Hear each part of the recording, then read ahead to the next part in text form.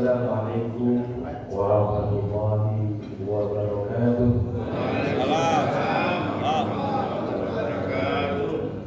Alhamdulillah wahdah, wassalatu wassalam ala man la nabiyya ba'dah wa ala alihi wa man ittaba'ah ila yaumil qiyamah wa ba'da.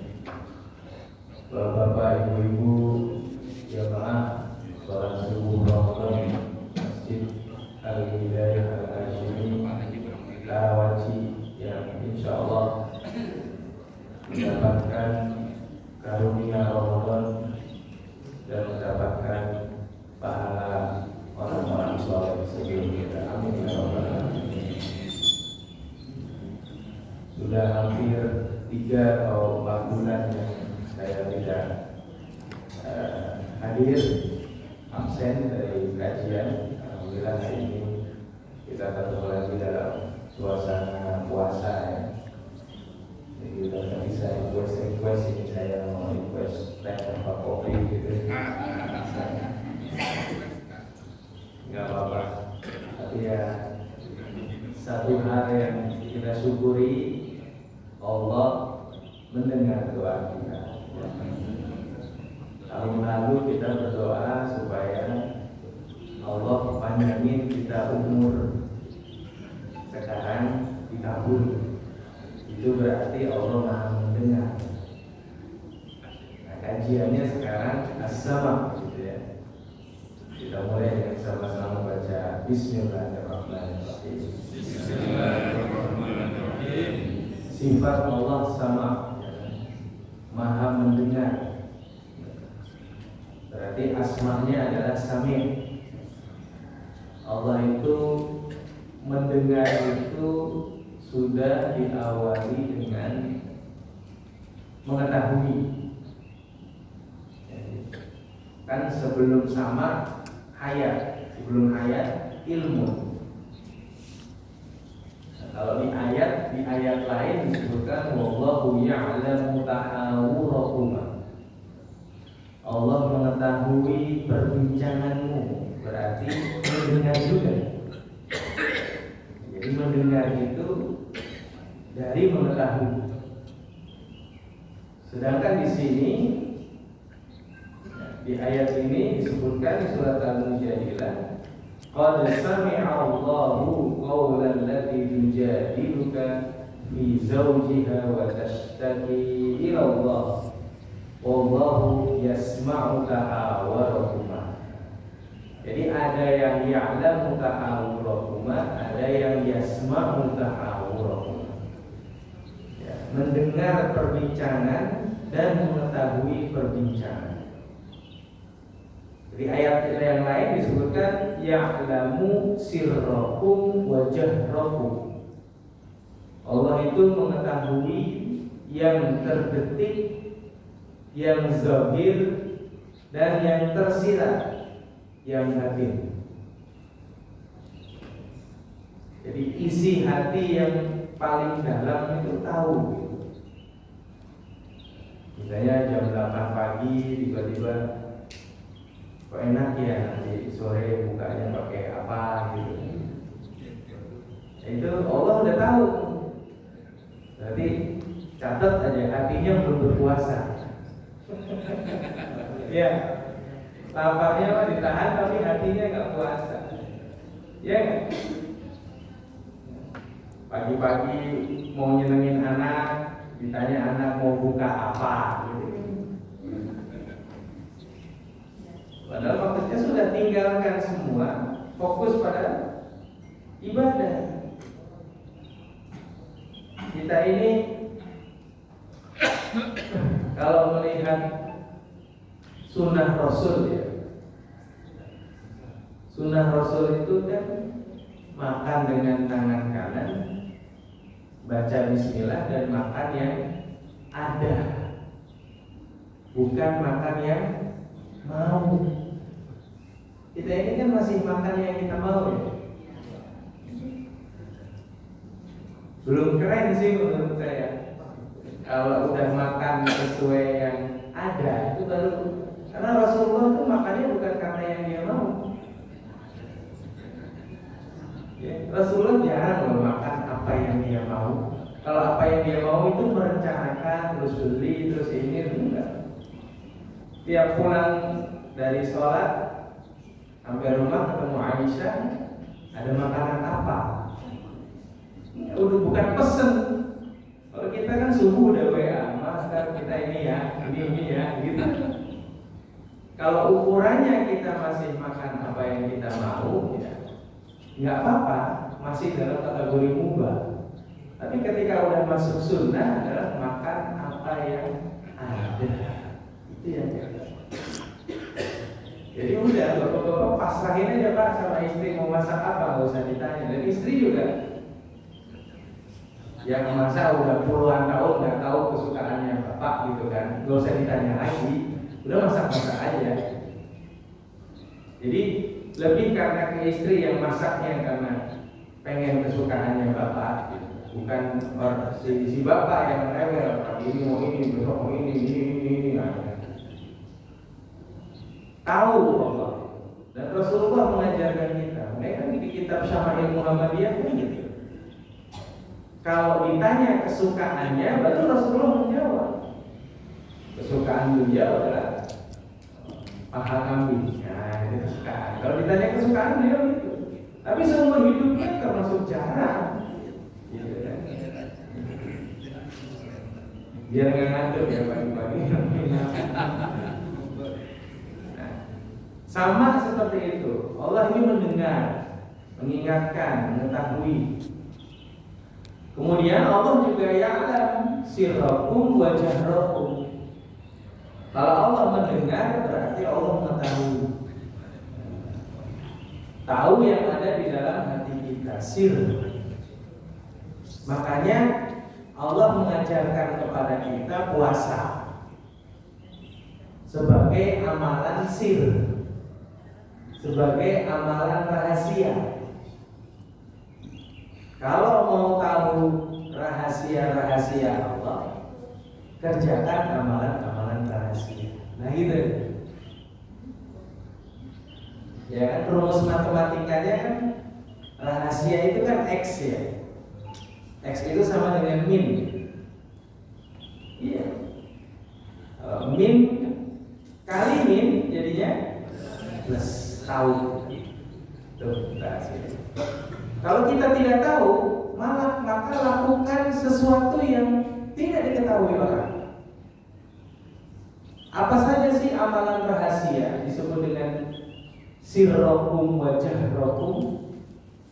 Amalan rahasia yang utama 3. Yang pertama puasa, tingkatan yang paling tinggi puasa, tidak ketahuan. Nah, sekarang kita melaksanakan itu. Yang kedua adalah qiyamul lail pada hari-hari biasa, karena di situ disebutkan wasallu fil laili wan nasu niyam, dan sholatlah kamu di malam hari dan yang lainnya sedang tidur. Wasallu fil laili wan nasu niyam. Jadi amal sir. Yang ketiga apa? As-shadaqah, yang mana kita memberikan dengan tangan kanan, tangan kiri tidak tahu. Sedekah loh, bukan ngambil bakwan 5, tangan kanan tahu, tangan kiri nggak tahu.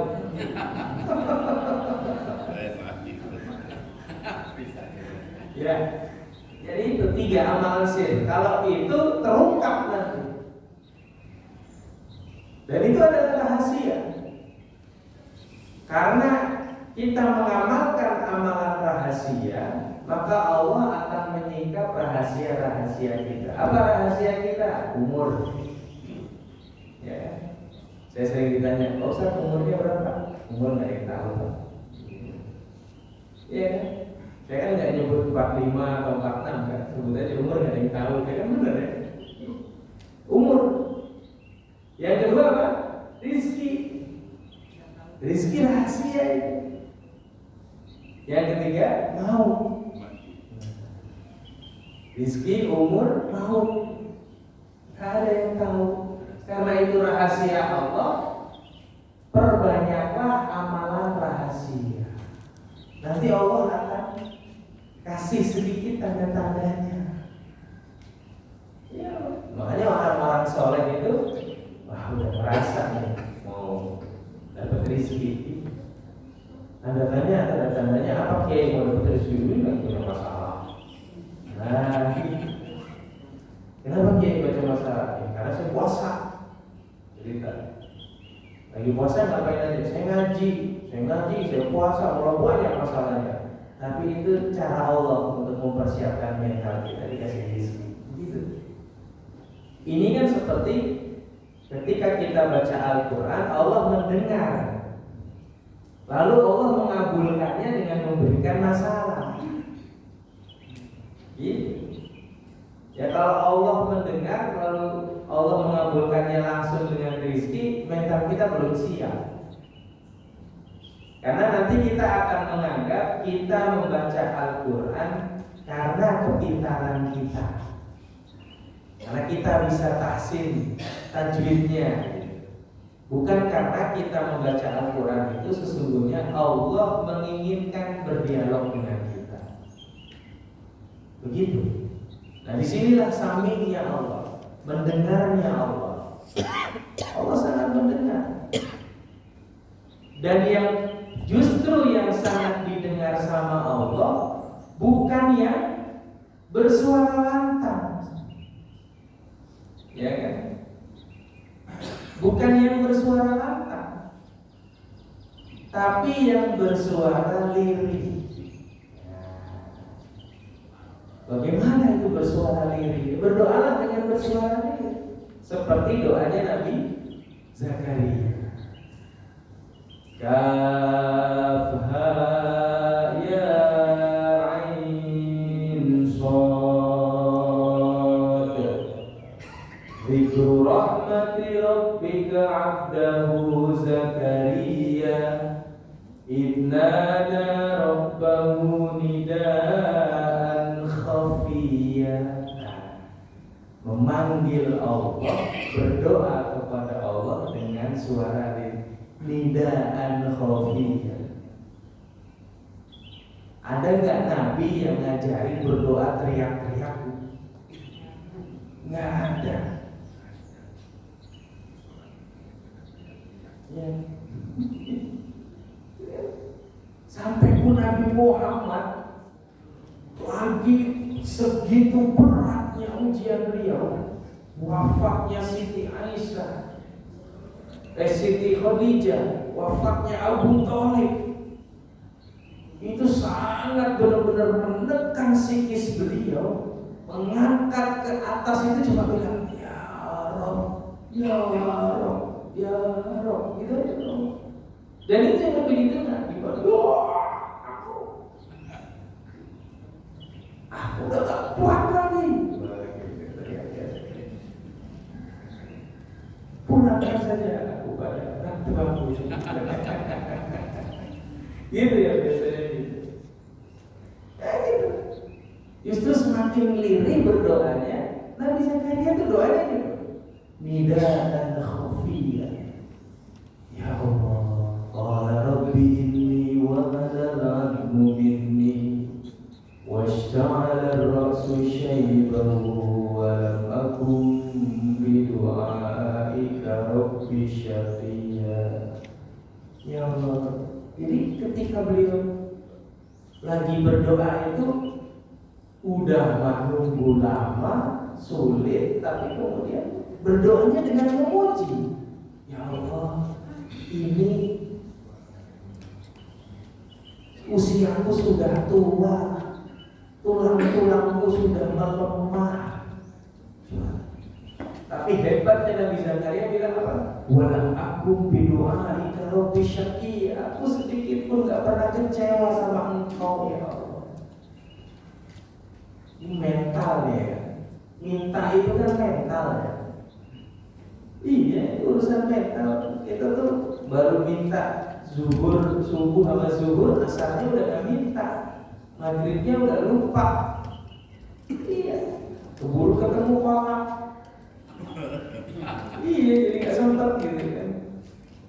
Minta lagi sama Allah, minta terus, jangan bosan, jangan ini, jangan terus.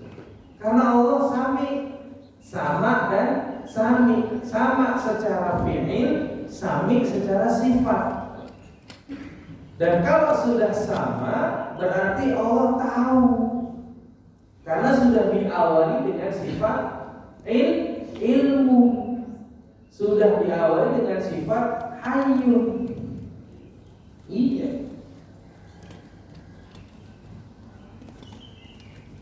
Lah Allah kan tahu ya, Allah tahu. Jadi sekitar 3 tahun yang lalu ya, 2022 ya di Bandung. Saya masih di Bandung. Itu ada jamaah itu, jamaah jauh, tapi karena saya di Bandung dia jadi dekat ya.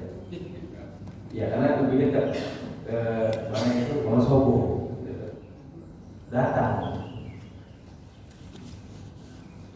dia pengusaha rokok lagi, pengusaha rokok. Ini ngatur anak-anak saya ini susah sekali Pak Ustaz. Kenapa? Ya semua udah pada pegang perusahaan. Mau ngumpulin ke Wonosobo aja susah. Duit itu ada, tapi bilangnya, ini buat saya suruh kumpul itu kok susah. Salah saya apa? Hebatnya Bapak ini bertanya langsung ke dianya sendiri, salah saya apa? Nah, kalau Bapak salahnya apa ya kan saya nggak tahu. Yang tahu Bapak salah Allah. Ajarkan saya doa, selalu minta doa, selalu minta zikir gitu. Ya. Saya bilang, pernah nggak dengar doa Nabi Muhammad ketika sakaratul maut? Saat beliau merasakan sakitnya dicabut nyawa, apa orangnya? Ya Allah, timpakan saja ini kepadaku, jangan engkau timpakan kepada umat. Nah, redaksinya diganti, Pak. Ya Allah, jangan sampai dosa-dosaku menghalangi takdir anak-anakku. Nah, timpakan saja kepada aku. Jangan engkau timpakan kepada anak-anakku. Sehingga kita mohon mereka balik. Nah, saat itu kira-kira 2 minggu sebelum puasa dia datang. Ya kalau yang datang pengusaha rokok kan saya udah tahu duitnya berapa ya.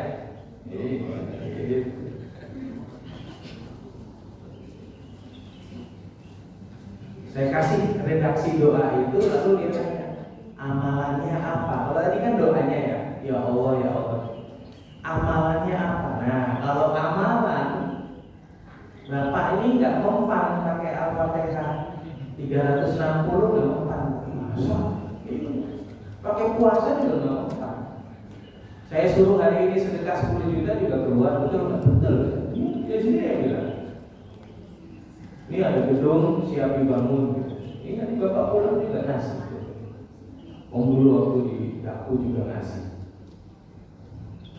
Jadi mau saya akan mengorbankan, saya akan kasih amalan yang harus Bapak lakukan, yaitu mengorbankan kesibukan Bapak. Wah, ini pentingnya waktu. Jadi saya mengambil waktu dia, memaksa dia untuk meninggalkan itu.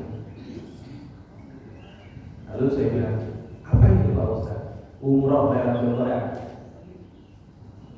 Benar, waduh, langsung ngadu. Duit ada, ini ada, disuruh umroh, waduh. Keren gak? Berarti iya ini jawabannya. Ini jawabannya Pak. Bapak udah waduh. Kok itu Pak Ustaz? Lan sanalul birra hatta tunfiqu mimma tuhibbun. Engkau tidak akan mendapatkan kebaikan yang sempurna sehingga engkau menafkahkan mengorbankan sebagian dari hartamu. Hartamu itu waktumu. Iya Pak, kalau orang yang super sibuk yang bisa manage waktu, maka waktunya lebih berharga daripada uang. Jadi ketika waktunya diatur, wah dia akan resisten. Tapi karena diskusi ya, dia pintar bertanya, kenapa Pak Ustaz? Kenapa saya harus umroh Lailatul Qadar? Lalu saya bilang, karena puasa itu rahasia Pak. Ini tidak saya sampaikan di kultum tarawih nih, saya khusus ke subuh nih, karena jamaah subuh itu lebih fresh ya. Kalau tarawih itu kan otaknya pada doyong. Iya, gitu ya. Ayo semangat. Kalau subuh itu fresh semua. 7 menit aja gitu. Kalau yang subuh nih baru saya kasih yang bagus-bagus. Sempat nggak kita perhatikan kenapa puasa itu menjadi amalan rahasia? Dan Allah sampai mengatakan wa ana ajzi bihi, dan aku yang akan memberi pahala. Karena memang pahalanya nggak ketahuan, Pak. Begitu kita telaah, masya Allah, dasar betul. Dan itu diselesaikan dengan satu hadis. Rasulullah SAW bersabda, barang siapa yang umroh di bulan Ramadan, maka seakan-akan dia haji bersamaku. Fakaan nama yahuju ma'i. Ini rahasia dapat ternyata. Hanya bulan Ramadan saja. Hati-hati ini ilmu penting. Hanya di bulan Ramadan saja kita bisa melaksanakan 5 rukun Islam dalam 1 bulan langsung. Di bulan lain nggak bisa. Betul tidak? Coba. Karena Bapak, saya bilang karena Bapak bisa menjalankan rukun Islam semuanya dalam 1 waktu. Bahkan dalam rentang Lailatul Qadar itu, makanya ambil umroh Lailatul Qadar dan minta jadwal yang umrohnya siang hari. Karena sabda Rasul itu umrohnya siang hari. Saya pernah Pak umroh Ramadan. Umroh pertama siang hari, jamaah itu sudah sampai wah, masya Allah, satu gini ya Rasulullah. Begitu umroh kedua masih 3 hari, mulai ada yang komplain, Pak Ustaz. Umroh keduanya bisa nggak malam hari? Kalau malam hari dapat pahala haji nggak ya? Wong tawaf kita sambil minum, iya kan? Iya kan? Sa'i sambil minum nanti kan kalau malam hari. Yang dimaksud Rasulullah umroh Ramadan itu umroh di siang hari, di saat terik. Wah itu dahsyat Pak. Itu rasanya emang seperti haji.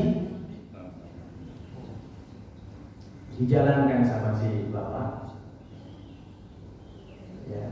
Itu nggak pakai disuruh, nggak pakai diapa, dia cuma berdoa. Ya Allah jadikan anak-anakku anak yang soleh, yang ini gitu. Itu pulang Syawal itu anak-anaknya udah di rumah semua. Yang sebelumnya itu sibuk ini apa ini guys, itu bisa datang sendiri. Dan cara Allah itu seperti itu. Ya, berarti tahun depan yang ada rezeki niatin Pak. Karena kita bisa menjalankan zakat langsung di Masjidil Haram, walaupun kita zakatnya tetap di Indonesia. Kita berpuasa Ramadan di Masjidil Haram atau Masjid Nabawi. Ya, kita juga sholat, kita juga baca Quran, dan kita juga umroh yang dapat pahala haji. Jadi kan 5 rukun Islam dalam 1 waktu. Syahadatnya di mana? Syahadatnya dibaca Al-Quran.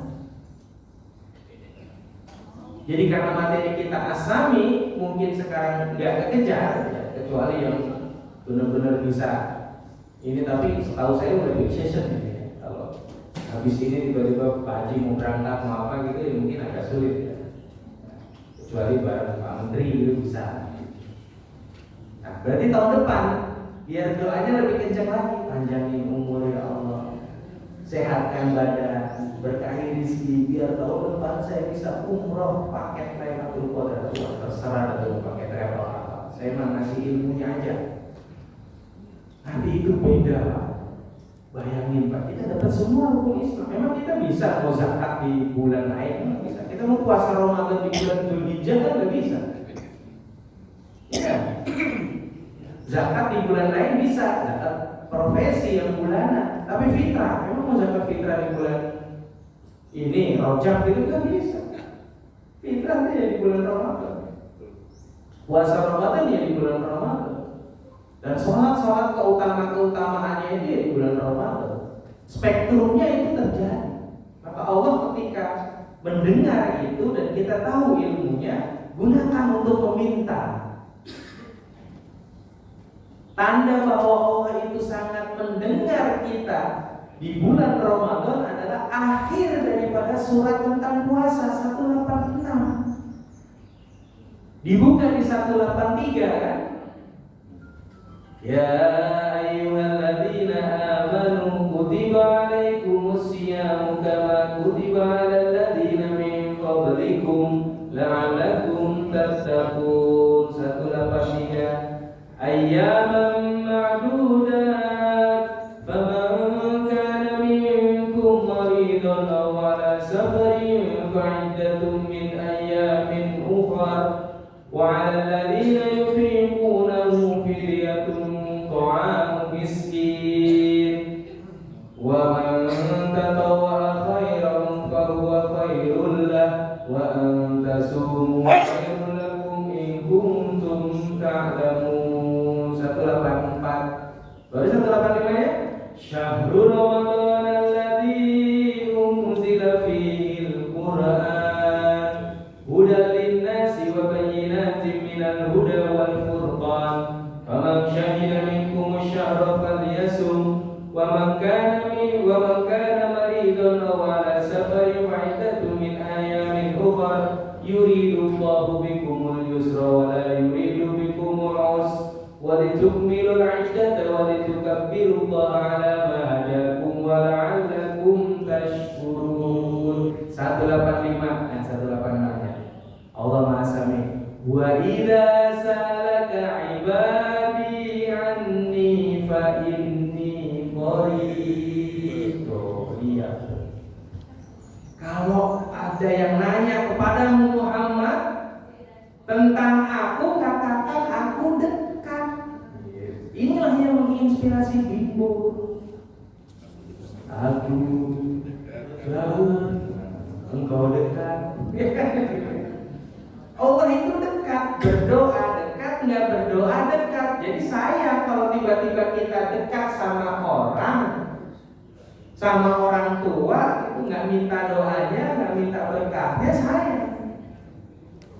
Udah gitu disebutkan lagi, udah disebutkan Qorib, lalu disebut ujibu da'watad da'i idza da'an. Aku menjawab permohonan hamba-hambaku yang meminta. Syaratnya minta. Syaratnya minta. Do not stop for asking to God. Jangan berhenti minta kalau apa saja. Ya kalau udah dikasih semua mintanya apa Ustaz? Ya minta kebaikan, minta rezeki, minta husnul khotimah. Ya. Ya bilang subuh pagi sebelum sholat kan semua pertanyaan gitu. Masih ada. Masih hidup. Mana aja masih hidup. Ini nggak ada Pak dialognya di Masjid 1 Juta Pemuda, nggak ada. Mereka masih ngejar dunia biar aja. Kalau kita masih hidup. Iya, kita enggak. Jadi harus berbatin. Ya. Sebegitunya Allah. Tapi syaratnya falyastajibu li wal yu'minu bi. Falyastajibu li itu syaratnya menjalankan yang wajib dan yakin iman kepada Allah. Nah ini berat ini. Tapi ya nggak apa-apa, diujinya dengan apa? Dengan puasa.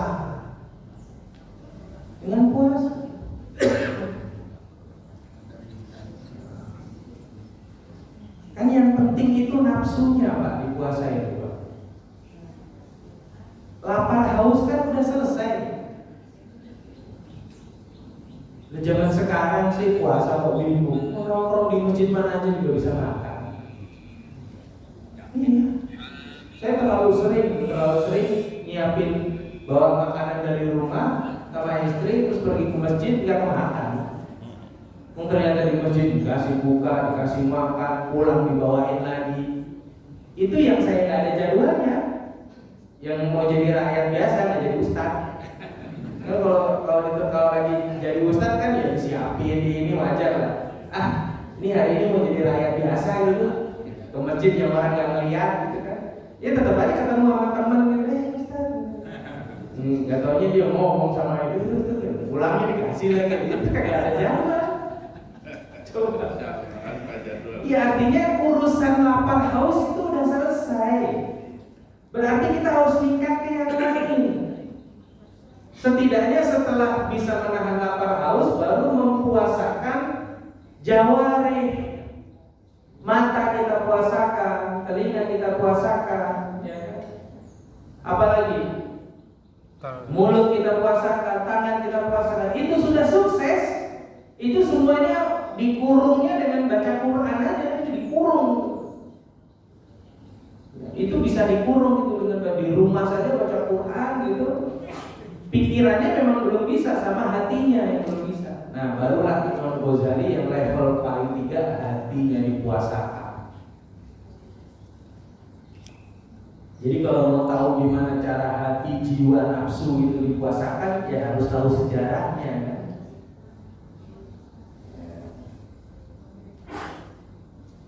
Imam Laith As-Samarkandi dalam kitab Tanbihul Ghafilin, kemudian Al-Ghazali dalam kitab Ihya Ulumuddin, kemudian Imam Al-Qushairi dalam kitab Risalah Al-Qushairiyah, semuanya merangkum dialog bagaimana Allah menciptakan akal dan nafsu. Nafsu dan akal itu diciptakan lalu tiba-tiba ditemplate ke otak manusia. Tapi sebelumnya nafsu itu sendiri dia adalah makhluk sendiri, wujud sendiri. Akal juga wujud sendiri.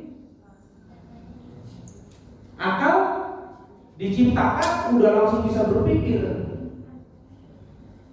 Ditanya sama Allah, wahai akal, man ana wa man anta. Siapa aku dan siapa kamu? Karena akal bisa berpikir, dia menjawab, anta rabbi wa ana abduka tu'abud.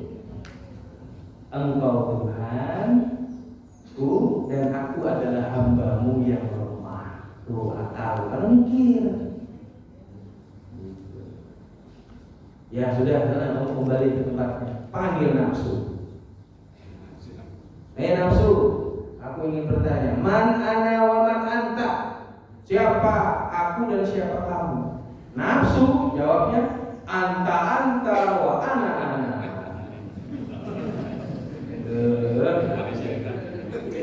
Iya, langsung tuh sombong amat kan gitu. Langsung menunjukkan ya, kamu aku.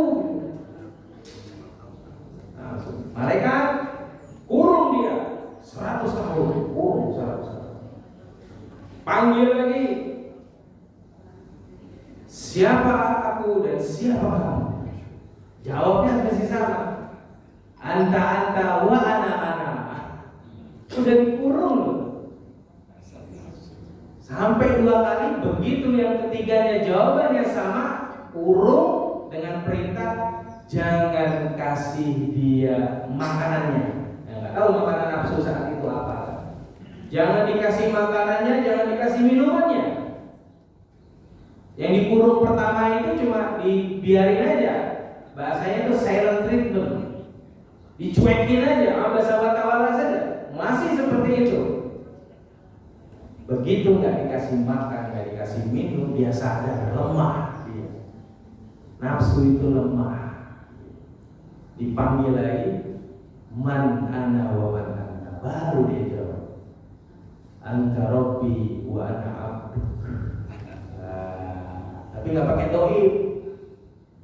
Masih ada itunya dia. Kalau Kalau nafsu wa ana abdu nggak pakai domir. Ini sebenarnya menunjukkan bahwa di satu sisi nafsu itu mampu melemahkan dan mampu menguatkan. Dia ingin menunjukkan bahwa dia kuat, tapi dia ingin memberitahu saya sadar bahwa Engkau Tuhan. Makanya namanya spirit jadinya. Spirit itu nggak boleh lemah. Dan nafsu itu kalau kita masuk ke wilayah spirit, dia jadi positif. Kalau menjadi negatif, dia menjadi zolim, dia menjadi apa? Makanya kan kita dipuasakan nih Pak, nafsu kita dipuasakan. Iya Pak. Saya tuh sering gitu ya, pulang gitu habis buka puasa ada makanan gitu lewat mana, ada yang belum dapat makan, nanti kita berhentilah dikasih di rumah ada gitu, berhentilah. Tapi tetap kita nasihatin, Bu belum dapat, Bu belum. Ya gerobaknya emang nggak ada. Ini udah mau isak loh, dia cuma dikasih minum tadi waktu di jalan. Bu besok kalau mau jalan bawa gerobak sama anaknya, pergi aja ke masjid mana, jangan di jalan. Kalau di jalan belum tentu dikasih, tapi kalau ke masjid insya Allah Bu, udah ke masjid aja. Habis itu ibu mau jalan lagi, dan di masjid juga nggak usah repot, malah pengurus masjidnya senang ada ibu. Ibu dikasih makan, ibu dikasih minum, habis itu ambil tuh plastik-plastiknya bawa. Kalau senang masjidnya, udah Bu dibawa aja. Kan biasanya masjid-masjid yang bagus kan ada tuh ya, kayak sini kan kalau di sampah ini, udah nanti ada kebetulan ada itu, udah kasih aja udah selesai. Nanti kalau dia benar, kalau ibu ini benar sama anaknya benar, dia akan ke tempat lain, nggak tumbang gitu, berarti benar. Iya. Berarti dia profesi yang baik kayak gitu keliling. Bukan udah dapat di masjid ini dia ngetem di situ, itu mulai ada tanda. Iya. Jadi seperti itu ya. Allah itu ketika kita diajarkan oleh Allah dalam madrasah Ramadan ini, jiwa dan nafsu kita ini yang harus lebih utama. Karena kajiannya kan di sini. Ya kalau anak-anak mah masih masuk, ayo gimana cara nahan lapar. Kalau yang pesantren kilat pas saya isinya kayak gini. Atau yang anak-anak muda juga masuk yang level itu tadi, puasa Jawari, puasa anggota badan. Nah kalau kita ini udah waktunya puasa jiwa, menahan. Coba. Perintahnya itu menahan amarah, bukan berarti tidak Pak. Dan orang yang bertakwa itu yang bisa menahan amarah, tapi bukan berarti tidak marah. Cuma kalimat bukan berarti tidak marah, bukan legitimasi juga untuk marah. Ya tahan. Belajarnya dengan apa? Dengan sabar. Sabar dengan apa? Dengan puasa. Puasa masuk kategori apa? Puasa jiwa, puasa nafsu. Ini yang belajarnya sama Nabi Zulkifli, paling keren. Ya. Nabi Zulkifli itu nabi, raja yang nggak pernah marah sama rakyatnya, nggak pernah marah. Nyindir aja nggak pernah. Ada rakyat ngomongin dia terus nyindir itu, gasmu gitu, enggak.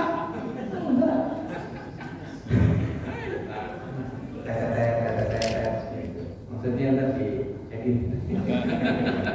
Kalau ada gitu nggak ada. Saking sabarnya Nabi Zulkifli ya. Kalau Nabi yang raja itu kan selain Nabi Zulkifli juga Nabi Yusuf tadi yang dikisahkan. Nabi Yusuf walaupun sempat jadi menteri keuangan, tapi sempat dia menjadi raja Mesir juga akhirnya.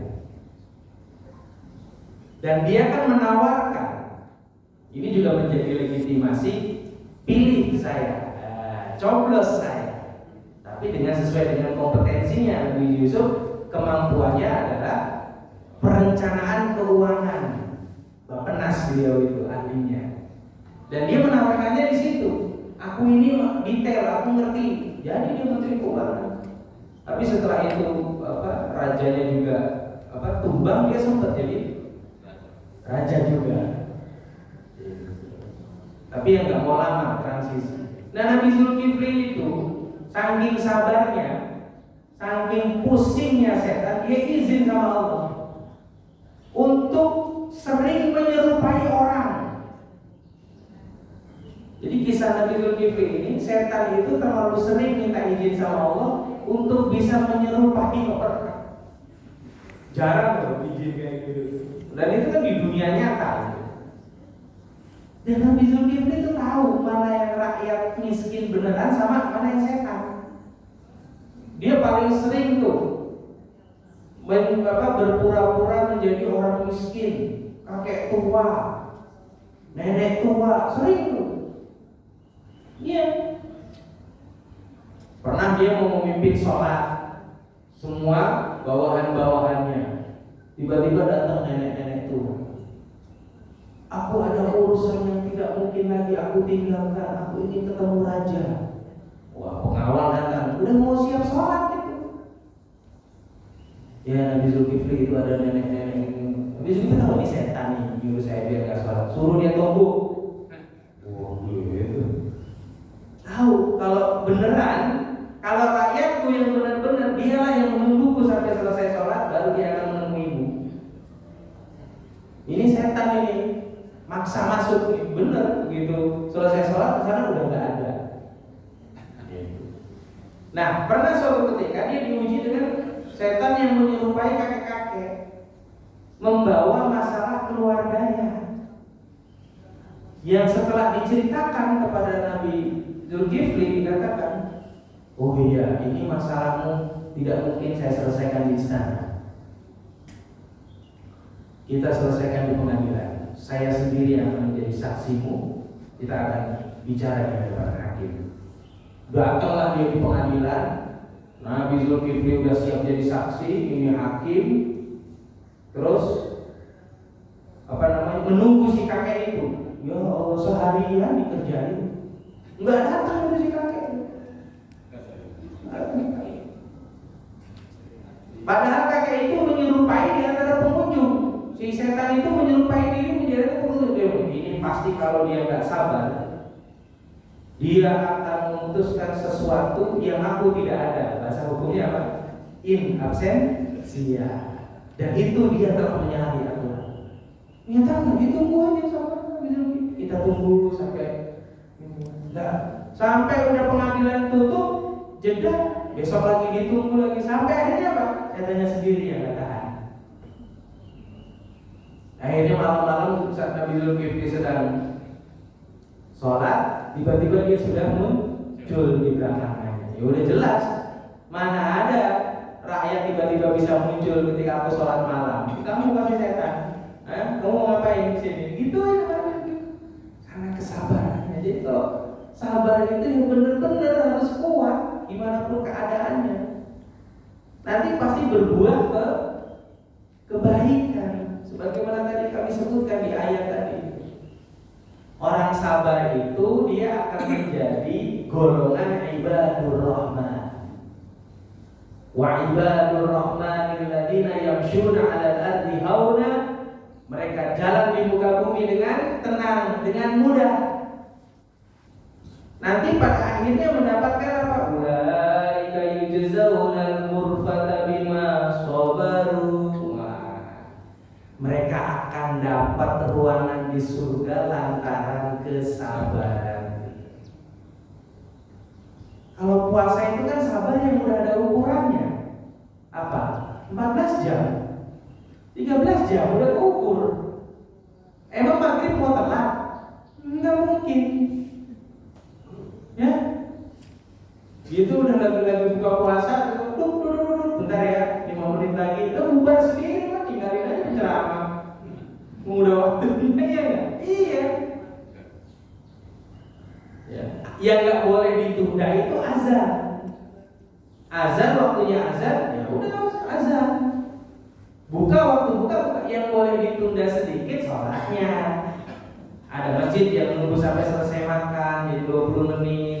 Ada yang makannya nanti udah kurma dulu cukupnya. Nah ini kan manajemen sudah. Tapi sholatnya nggak boleh dirubah. Azan subuh nggak boleh dirubah. Tapi untuk sholat subuhnya, bahkan Rasulullah pun masih memberikan kesempatan yang jauh dari masjid.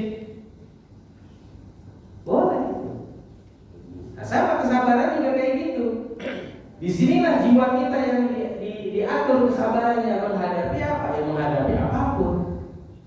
Sabar beristiqomah juga gak gampang. Sabar beribadah juga gak gampang. Gitu.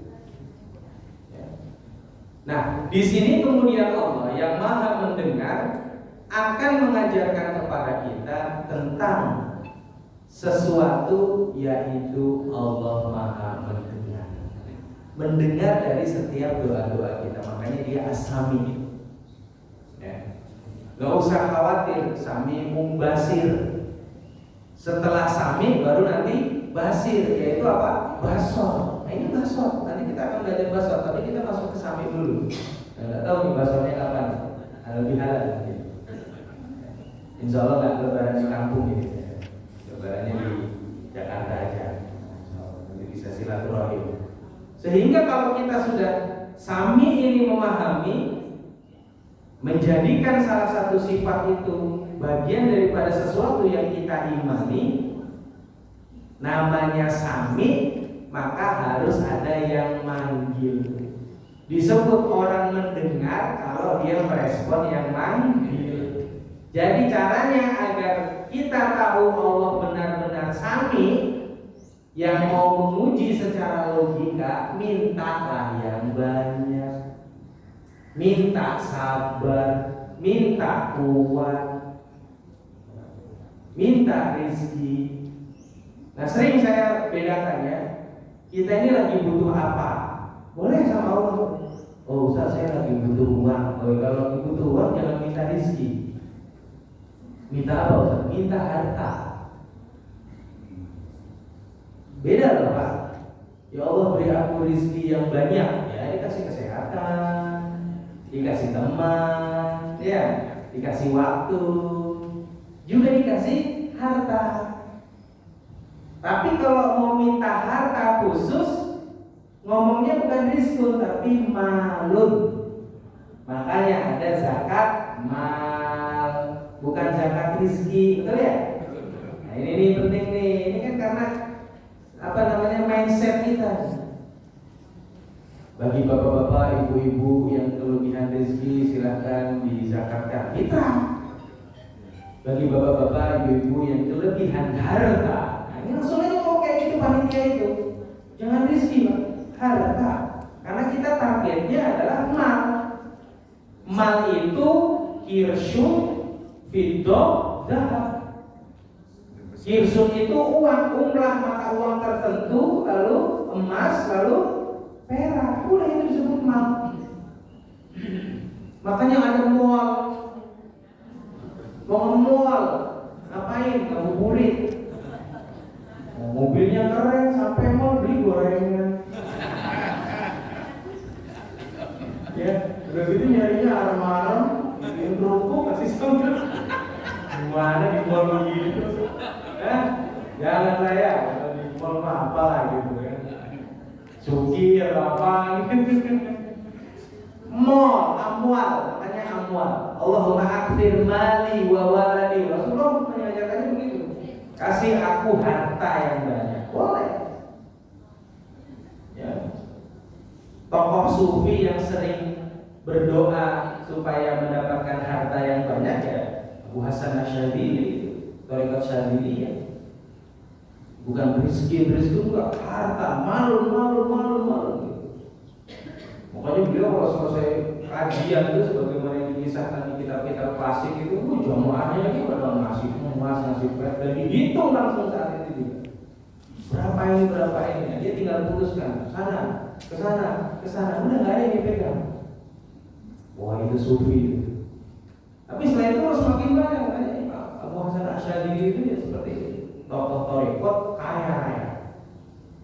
Nah kitab-kitab beliau itulah yang menginspirasi, salah satunya Hamka. Makanya beliau menulis buku tasawuf atau zuhud di abad modern.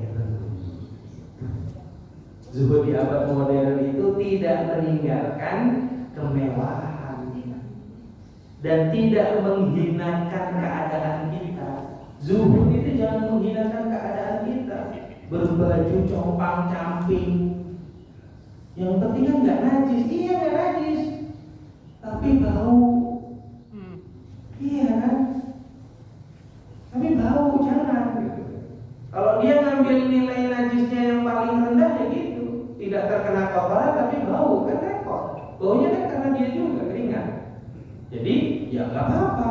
Makanya zuhud yang modern berpakaian bagus, ya rapi, tapi pakaiannya halal dan dia beribadah di sholat malam. Dan dia tetap apa? Bekerja dan dia tetap produktif. Zaman Abu Bakar As-Siddiq pemerintah Madinah kan tengah-tengah puasa zuhur, sahabat pada tidur-tidur, busa banget. Ya, kerja, ikmalu, kerja. Tak boleh, produktif. Ya, orang yang berpuasa tidak boleh nggak produktif. Sampai ketika kesabaran itu diuji sama Allah, Rasulullah pun menguji kesabarannya para sahabat. Apa coba? Selesai perang Badar, beliau bersabda, "Raja'na minal jihadil asghar ila jihadil akbar." Udah perang itu susah, tumpah darah, nyawa, cuma dinilai sama Rasulullah jihadul asghar. Dinilai sama Allah jihad yang kecil. Jadi ketika beliau selesai perang Badar, mau menyambut Ramadan, beliau bersabda, kita pulang dari jihad yang kecil ke jihad yang lebih besar. Lebih bingung sahabat, apa ya Rasul? Jihadul hawa Ramadan. Perang melawan diri sendiri, perang melawan nafsu, perang melawan keinginan. Iya, keinginannya banyak tapi nggak bisa ketampung. Iya. Ya. Makanya ketika kita banyak meminta dunia lalu belum dikabulkan, sering ada motivator bilang nanti pasti dikabulkan di akhirat. Saya bilang enggak, situ minta apa di dunia, di akhirat ada apa? Ya udah jadi pahala, adanya Al-Fatihah. Iya enggak? Iya. Ya boleh di dunia, ya Allah beri aku kendaraan Mercy, nggak salah, boleh. Tapi begitu belum dikabulkan, kita nggak boleh menghukumi. Ntar di akhirat dikasih Mercy, nggak ada. Nggak ada udah. Masuk surga itu nikmatnya tiada tara. Iya. Ya, ngebongkar sedikit tentang surga ya. Nikmat terkecil surga itu, nikmat terkecil. Ya, buat yang belum nikah pasti nggak tahu. Nikmat terkecil itu ya itu. Ya. Nikmat terkecil itu ya seperti jima, itu nikmat terkecil di surga, itu terkecil. Nah di dunia disebut surga dunia. Nah itu nikmat terkecil lah di surga itu. Ya, jima itu nikmat terkecil di surga. Nikmat terbesarnya apa? Bertetangga dengan Rasulullah. Baru nikmat yang paling besar melihat wajahnya Allah. Udah kalah yang lain. Seperti yang disebutkan, dikelilingi oleh bidadari-bidadari. Lah bidadari-bidadari itu nikmat terkecil. Nafsu kita udah beda Pak ya. Cetakan nafsunya, syahwatnya udah beda kita di akhirat itu. Jadi ibu-ibu nggak usah bingung, kan suami saya dikelilingi bidadari gimana Ustaz? Udah nggak ada cemburu di sana. Udah nggak ada yang cemburu, ngapain cemburu? Akal kita udah diselekin sama Allah, selek udah nggak ada cemburu. Gimana mau cemburu udah di surga? Iya. Lah kalau masih ada cemburu di surga mah nggak bukan tempatnya nafsu. Cemburu itu kan bagian daripada nafsu, dari marah. Masa iya terus kita melihat suami kita lagi sama bidadari terus kita labrak, pelakor. Ya, ini yang harus kita ngerti nih, beda alam. Ya, di barzah juga beda alam. Kita ini emang sudah dikasih ukurannya seperti ini. Jadi ibarat kata nih, ini resep untuk nasi goreng 100 orang. Tapi resep untuk nasi goreng 1 juta orang ya sendiri. Gitu. Nggak bisa disamain. Nah disinilah ketika kembali kepada Allah itu maha mendengar perbincangan kita, maha mendengar doa kita, ya, maha mendengar suara lirik kita. Dan memang panca indera yang pertama, ya, yang diciptakan dan yang terakhir yang dimatikan itu pendengaran. Iya. Setelah tubuh ini udah jadi semua, sebelum dikasih ruh, wa ja'ala lakumus sam'a wal basar wal fuad. Jadi dikasih dengar dulu sama. Nanti waktu mau meninggal, panca indera terakhir mendengar. Maka ada yang sudah nggak bisa ngomong, nggak bisa melihat, tapi masih bisa dengar.